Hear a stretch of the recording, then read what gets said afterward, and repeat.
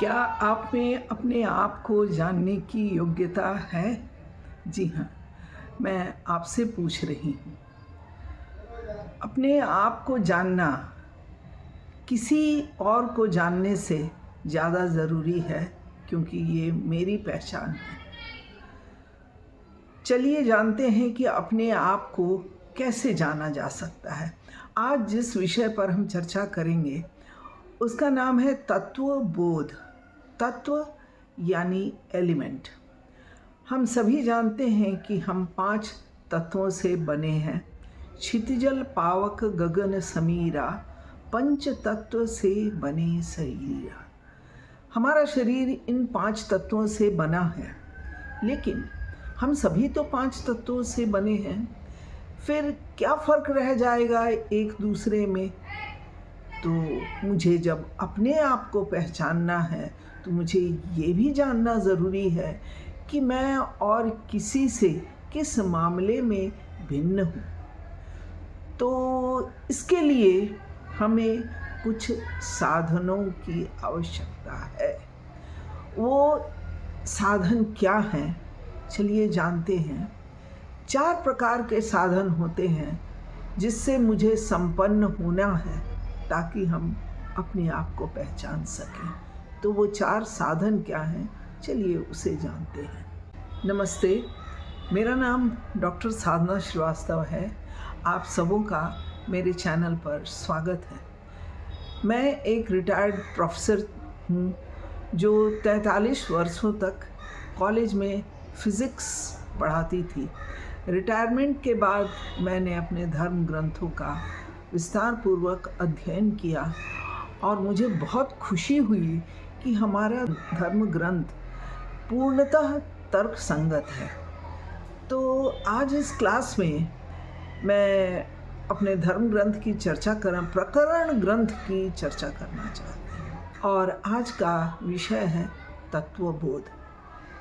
हम कोई भी पाठ या कक्षा प्रारंभ करने के पहले ईश्वर से प्रार्थना करते हैं कि हमने जो संकल्प लिया है वह बिना किसी विघ्न बाधा के पूर्ण हो जाए।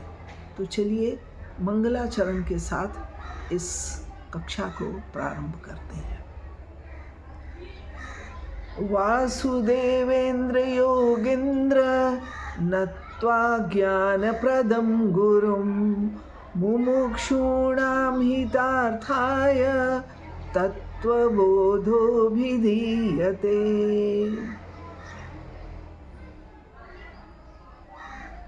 आप सबों को मेरा नमस्कार है।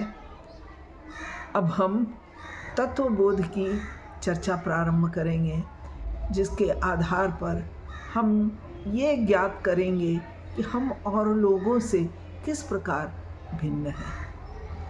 प्रारंभ हम इस विचार से करते हैं कि हम सभी सुखी रहना चाहते हैं। इससे कोई असहमत नहीं हो सकता कि हर किसी को सुखी संपन्न होने की इच्छा होती है। ये बात और है कि ये इच्छाएं अलग अलग लोगों में अलग प्रकार की होती है। कुछ सोचते हैं कि धन में सुख है, कुछ सोचते हैं कि आराम करने में सुख है, वगैरह वगैरह। बहुत तरह की धारणाएं हैं सुखी रहने की, लेकिन ये सच नहीं है। सच के रास्ते चलने के लिए हम लोगों को धर्म का सहारा लेना पड़ता है। वो धर्म क्या है वो हम आगे विस्तार से पढ़ेंगे, चाहे हम धार्मिक हैं चाहे नहीं हैं। ये विचार दोनों के लिए है। हम सभी कुछ न कुछ पुरुषार्थ जरूर करते हैं सुखी रहने के लिए, और पुरुषार्थ को 4 भागों में बांटा गया है। ये 4 हैं धर्म, अर्थ, काम और मोक्ष। हम सभी जानते हैं। धर्म का अर्थ है अपने कर्तव्य का पालन करना। अर्थ माने धनोपार्जन करना, ताकि हम अपनी सारी ज़रूरतें पूरी कर सकें। और काम यानी कामना, हमारे अंदर सुखी रहने की कामना होनी चाहिए। कामना अगर नहीं होगा तो हम कोई काम करेंगे ही क्यों। तो इस कामना के तहत हम धर्म, अर्थ, काम, 3 प्रकार के जो पुरुषार्थ करते हैं उसे अभ्युदय पुरुषार्थ कहते हैं। अभ्युदय पुरुषार्थ है धर्म, अर्थ, काम, जो हम सब करते हैं अपने जीवन यापन के दौरान। हर व्यक्ति धर्म, अर्थ और काम, ये 3 प्रकार के पुरुषार्थ करता है। एक चौथा भी पुरुषार्थ है जिसे मोक्ष कहते हैं। ये मोक्ष क्या है? इस पुरुषार्थ को निःश्रेयस कहते हैं। यह निःश्रेयस पुरुषार्थ हमें यह बताता है कि धर्म, अर्थ, काम को हम किस प्रकार उपयोग में लाएं। ये हमें वह राह दिखाता है जिस राह पर हम ये अभ्युदय पुरुषार्थ के आधार पर सुखी रह सकते हैं। यह जो निःश्रेयस पुरुषार्थ है, इसको पढ़ने के लिए कुछ प्राथमिक योग्यताओं की आवश्यकता होती है। अभ्युदय पुरुषार्थ तो सभी कर लेते हैं, लेकिन निःश्रेयस पुरुषार्थ के लिए कुछ प्राइमरी क्वालिफिकेशन की आवश्यकता होती है।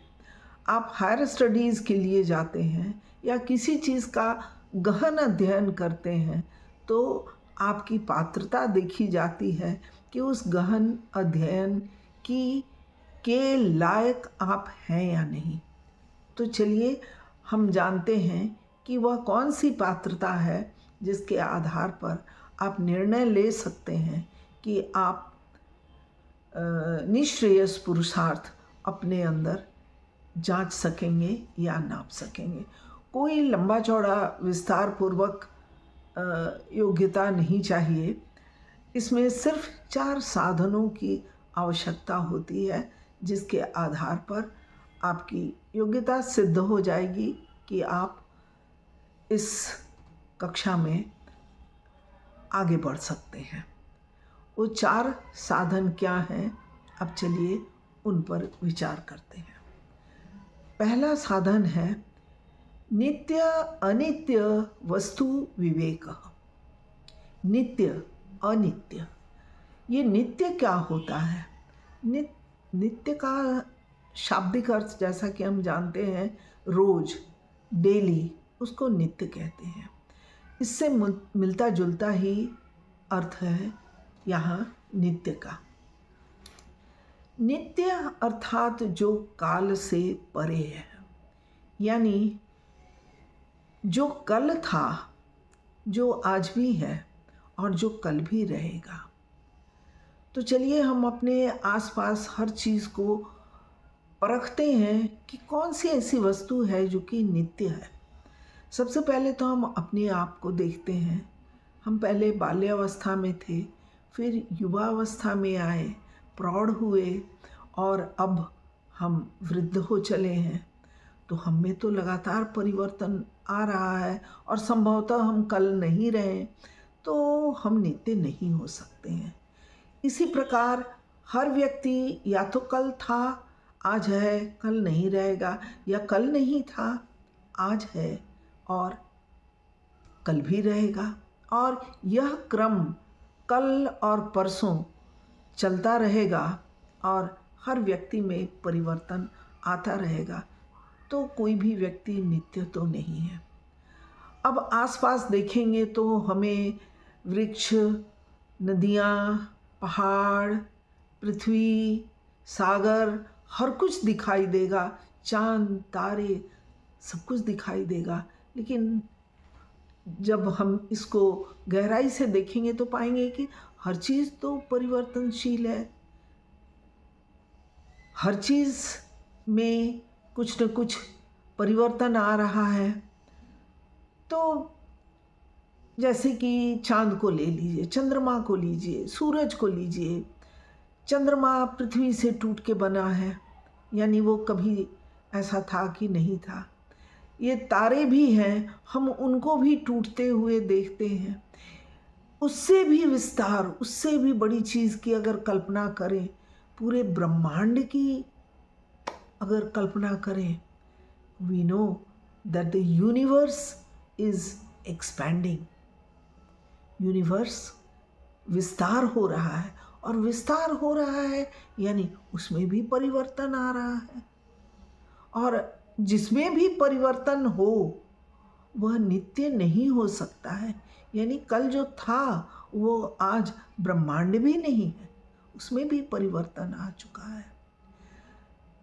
फिर अब सोचते हैं कि तो फिर नित्य क्या है? कुछ भी तो नित्य नहीं है। Nothing in this universe is नित्य। है, एक चीज़ है जो कि नित्य है, वो है नियम। ये पूरा ब्रह्मांड, ये पृथ्वी, चांद, तारे कुछ नियमों का पालन करते हैं। जैसे कि मान लीजिए हम लोग न्यूटन्स लॉ पढ़े हैं, फैराडेज लॉ पढ़े हैं, आर्किमिडीज प्रिंसिपल पढ़े हैं। ऐसी बात नहीं है कि ये नियम पहले नहीं थे। ये नियम पहले भी थे, आज भी है, और इतने दिनों में उन नियमों में कोई परिवर्तन नहीं पाया गया है। तो ये नियम जो हैं वो हमारे समझ से नित्य है। बहुत सारे ऐसे नियम हैं जिसके बारे में हमें मालूम भी नहीं है।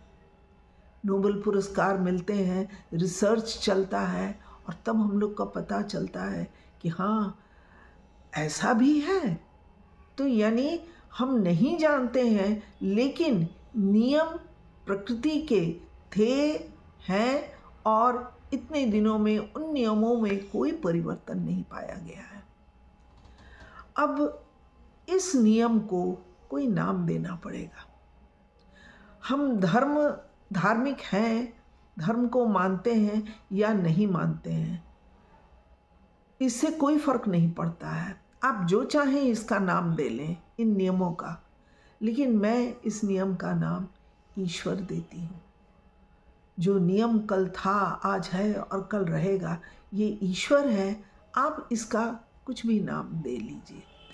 तो ये नित्य और अनित्य में भेद करना अगर हमें आ गया, यानी हम पहला सोपान पास कर गए। यानी हमें नित्य और अनित्य के बीच भेद करना आता है। नित्य अनित्य वस्तु विवेक। मैं जो भी बोलती हूँ वह प्रकरण ग्रंथ तत्वबोध के आधार पर बोलती हूँ, और मैंने जो भी इसमें पढ़ाई की है उसके आधार पर जो भी सत्यापन मुझसे हो पा रहा है मैं प्रस्तुत कर रही हूँ। हमारे जो मूल ग्रंथ हैं, वेद, उपनिषद, उनको जब छोटे छोटे टुकड़ों में बांटा जाता है तो हर छोटे ग्रंथ को प्रकरण ग्रंथ कहते हैं। तो मैंने एक छोटा सा टुकड़ा लिया है तत्वबोध, जिसमें हम लोग अपनी आत्मविवेचना करेंगे। इसी को हम अध्ययन करेंगे। आपसे अनुरोध है कि अगर आपको इस विषय में रुचि है तो कृपया मेरे चैनल को सब्सक्राइब करें, मेरे लेक्चर्स को फॉरवर्ड करें, लाइक करें, और अगर आपके मन में कोई प्रश्न है या कोई भी जानकारी आपको और चाहिए तो आप मेरे चैनल पर लिख सकते हैं। मैं उन प्रश्नों का उत्तर अवश्य दूंगी। आज मैं यहीं समाप्त करती हूँ। मेरी कक्षा प्रत्येक रविवार को होती है दिन में 11 बजे। तब तक के लिए आप अपनी विवेचना करते रहिए, आत्ममंथन करते रहिए, पढ़ते रहिए, और विचार कर जो उचित समझे आप इस पर अपनी टिप्पणी दे सकते हैं। नमस्कार, धन्यवाद।